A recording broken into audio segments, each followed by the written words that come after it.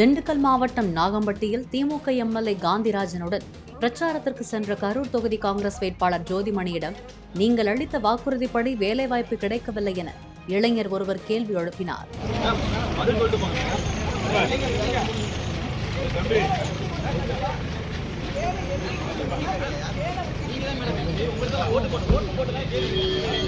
இளைஞருக்கு பதிலளிக்காமல் காரில் ஏறிய ஜோதிமணி பின்னர் மீடியாக்களை அழைத்து வழக்கம் போல அதற்கும் மோடிதான் காரணம் என்று கூறி சென்றார்.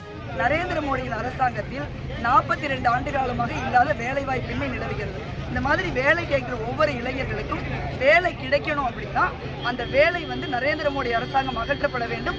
மத்தியில் ராகுல் காந்தி அவர்கள் தலைமையிலான இந்தியா கூட்டணியின் அரசாங்கம் நடைபெற வேண்டும். கேள்வி எழுப்பிய இளைஞரை திமுக கூட்டணி கட்சியினர் சூழ்ந்து கொண்டனர்.